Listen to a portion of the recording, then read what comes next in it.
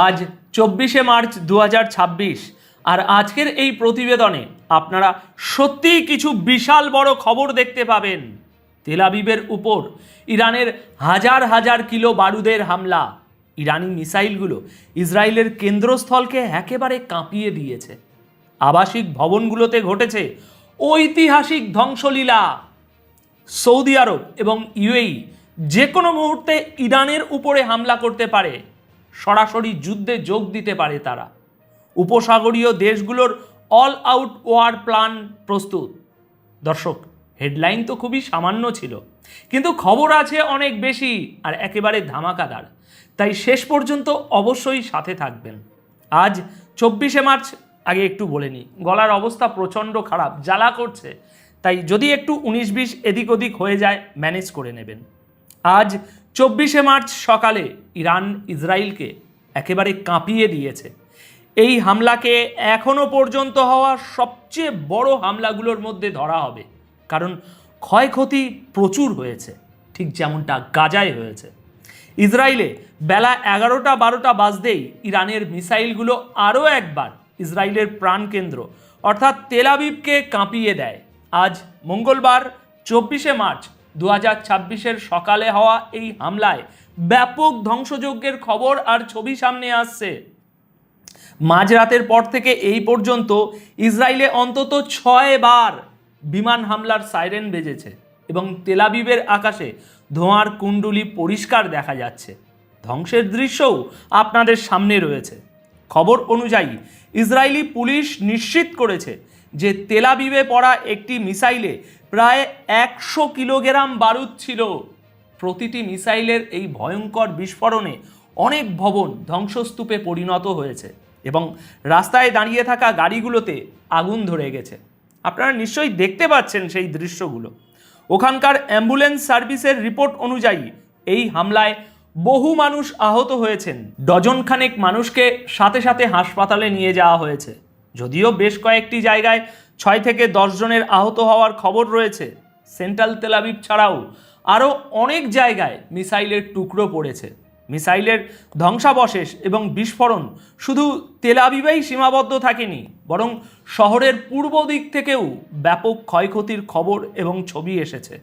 শুধু তেল আবিবেই 7টি আলাদা আলাদা জায়গায় মিসাইল বা মিসাইলের টুকরো পড়ার খবর পাওয়া গেছে। এর মধ্যে একটি মিসাইল তো সরাসরি একটি আবাসিক ভবনে গিয়ে পড়ে। ফায়ার ব্রিগেডের টিম ধ্বংসস্তূপে লাগা আগুন নেভানোর কাজে এখনও ব্যস্ত আছে। দেখুন, আমার মনে হয় তেল আবিবের উপর 100 কিলো বারুদ সমেত মিসাইল পড়াটা এটাই প্রমাণ করে যে ইরান এখন এই যুদ্ধকে একেবারে চূড়ান্ত পর্যায়ে নিয়ে এসেছে। এর আগের প্রতিবেদনেই আমি আপনাদের খবর দিয়েছিলাম যে তারা বড় সারপ্রাইজ তৈরি করে রেখেছে। হয়তো এটাই ছিল সেটা, বা এর চেয়েও বড় কিছু আসতে চলেছে। যখন আবাসিক এলাকাগুলোতে এত ভারী মাত্রায় বিস্ফোরণ হচ্ছে, তখন এটা স্পষ্ট যে ইসরায়েলের এখন আর কোনো জায়গাই নিরাপদ নয়। আমেরিকার তরফ থেকে দেওয়া 48 ঘন্টার সময়সীমার নেপথ্যে চলা আলোচনার মাঝেই ইরানের এই হামলা একটা বড় বার্তা দিচ্ছে যে তারা কোনো চাপের কাছে মাথা নত করবে না। আর আজ সকালে ইসরায়েল এবং আমেরিকাও ইরানের উপরে বড়সড় হামলা চালিয়েছে। এটাও তারই বদলা। এখন যদি এই মিসাইল হামলা এভাবেই চলতে থাকে, তবে আগামী কয়েক ঘন্টায় যে ধ্বংসলীলা হবে তা হয়তো আমরা কখনো কল্পনাও করিনি। ইসরায়েলের ধ্বংসের আরও কিছু খবর এবং ছবি দেখে নিন। ইসরায়েলের প্রাণকেন্দ্র তেল আবিবে আবারও বিস্ফোরণের শব্দ শোনা গেছে। পরিস্থিতি দ্রুত খারাপের দিকে যাচ্ছে বলে মনে হচ্ছে। রিপোর্ট অনুযায়ী ইরানের তাজা মিসাইল হামলার পর শহরে বেশ কয়েকটি ক্র্যাশ সাইট, মানে যেখানে মিসাইল পড়েছে সেই সাইট সামনে এসেছে। বিভিন্ন জায়গায় ধ্বংসস্তূপ দেখা যাচ্ছে, আগুন লেগেছে, ক্ষয়ক্ষতি হয়েছে। অর্থাৎ আলাদা আলাদা জায়গায় মিসাইল বা এর টুকরো পড়ে সব তছনছ করে দিয়েছে। একটি বিল্ডিং তো সম্পূর্ণ ড্যামেজ হওয়ার খবর আসছে, সম্পূর্ণ ড্যামেজ। প্রাথমিক তথ্য অনুযায়ী অন্তত 4 জন আহত হয়েছেন সেখানে। কিছু জায়গায় বলা হচ্ছে পরিস্থিতি আরও বেশি খারাপ। আপাতত আজ ইসরায়েলের এমার্জেন্সি মেডিকেল সার্ভিস এটা নিশ্চিত করেছে যে বিভিন্ন জায়গায় তাদের টিম পাঠানো হয়েছে এবং আহতদের চিকিৎসা চলছে। ইসরায়েলি মিডিয়ার কথা শুনলে যদি শোনেন পাগল হয়ে যাবেন, কারণ তারা বলছে স্বস্তির বিষয় হলো এখনো পর্যন্ত কেউ মারা যায়নি। তারা বলছে যে পরিস্থিতি পুরোপুরি নিয়ন্ত্রণে আছে, কিন্তু ছবিগুলো বলে দিচ্ছে যে এটা যদি নিয়ন্ত্রণ হয় তাহলে বেসামাল অবস্থা কি হতে পারে তা আমরা ভাবতেও পারবো না। ছবি একেবারে স্পষ্ট, সব কিছু বলে দিচ্ছে যে ইরানের মিসাইলগুলো একদম একে বেঁকে দুরন্ত গতিতে ছুটে ছুটে এসে পড়ছে, আর ইসরায়েলের কোনো এয়ার ডিফেন্স সিস্টেমই সেগুলোকে পুরোপুরি আটকাতে পারছে না। তাই ইরান যদি ভাই ডজন ডজন মিসাইল ছোড়ে, তবে কিছু মিসাইল তো পড়বেই, বাকিগুলো হয়তো ইন্টারসেপ্ট করে ফেলেছে, কিন্তু যেগুলো পড়ছে বা যেগুলো আটকানো যাচ্ছে না সেগুলো যে কতটা তীক্ষ্ণ এবং কতটা ধ্বংসলীলা চালাচ্ছে তার ছবি এখন আর লুকিয়ে রাখা যাচ্ছে না। আপনারা ভাবুন, আমি আপনাদের এতগুলো ছবি দেখালাম, না জানি কতটা ক্ষয়ক্ষতি হয়েছে। আরে ভাই, এগুলো তো সেন্সার হওয়ার পর সামনে আসতে পেরেছে, ইসরায়েলি মিডিয়ার মাধ্যমে বাইরে এসেছে। আপনারা এই ছবিগুলো দেখছেন, এগুলোই বলে দিচ্ছে যে আজ 2026 সালের 24শে মার্চে এসে এই যুদ্ধের পরিধি আরও বিস্তৃত হচ্ছে এবং ইরানের হামলাগুলোও আরও জোরালো হচ্ছে। দর্শক, এবার শুনে নিন এই যুদ্ধের এখনো পর্যন্ত সবচেয়ে বড় খবরটা। হ্যাঁ, এই যুদ্ধ সম্পর্কিত সবচেয়ে বড় খবরটাই এবার আমি আপনাদের বলতে যাচ্ছি। আজকের সবচেয়ে বড় খবর হলো সৌদি আরব ইরানের উপরে হামলা করতে পারে এবং ইউএইও অন্য ধরনের একটা হামলার পরিকল্পনা করছে, আর এটা যে কোনো মুহূর্তে হতে পারে। সৌদি আরব এবং ইউএই এখন ইরানের বিরুদ্ধে এই যুদ্ধে সরাসরি নামার প্রস্তুতি নিচ্ছে। আমি আপনাদের একটা নয়, বেশ কয়েকটা খবরের কাগজের হেডলাইন দেখাচ্ছি। আজ 24শে মার্চের হেডলাইনগুলো এটাই বলছে। পুরো মিডল ইস্টের দৃশ্যপট দর্শক বন্ধুরা পুরোপুরি বদলে যেতে চলেছে। এটা সেই যুদ্ধ নয় যেটা আমরা ভাবছি। এই ভয়ঙ্কর যুদ্ধের প্রায় 1 মাস পূর্ণ হতে চলল, আর আজ ওয়াল স্ট্রিট জার্নালের তাজা রিপোর্ট অনুযায়ী এই উপসাগরীয় দেশগুলোর ধৈর্যের বাঁধ এখন ভেঙে গেছে।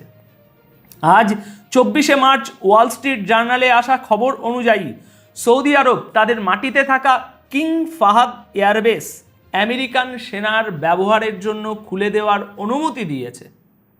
দর্শক, এটা একটা অনেক বড় ডেভেলপমেন্ট, কারণ এতদিন পর্যন্ত সৌদি আরব ইরানের উপরে হামলার জন্য তাদের জমি বা আকাশসীমা দিতে চাইছিল না। সৌদি আরবের ডেপুটি ফরেন মিনিস্টার স্পষ্ট করে দিয়েছেন আজ যে ইরানের হামলা সহ্য করারও তাদের একটা সীমা আছে। তিনি হুঁশিয়ারি দিয়েছেন যে যদি কেউ মনে করে উপসাগরীয় দেশগুলোর জবাব দেওয়ার ক্ষমতা নেই, তবে সেটা তাদের অনেক বড় ভুল। এই ভুল ভেঙে যাবে।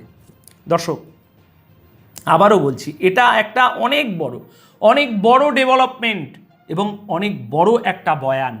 এতদিন পর্যন্ত সৌদি আরব বা কোনো আরব দেশ ইরানের বিরুদ্ধে এই যুদ্ধে নামেনি, কিন্তু তাদের মাটিতে রোজ হওয়া হামলার পর এখন মনে হচ্ছে এরাও যুদ্ধে ঝাঁপিয়ে পড়বে। দেখুন, সৌদি আরব ইরানের উপরে মিলিটারি অ্যাকশন নিতে পারে, মিসাইল এবং ফাইটার জেট দিয়েই হামলা করবে, কিন্তু ইউএই ইরানকে সামরিক নয় বরং অর্থনৈতিক আঘাত দেওয়ার প্রস্তুতি নিচ্ছে।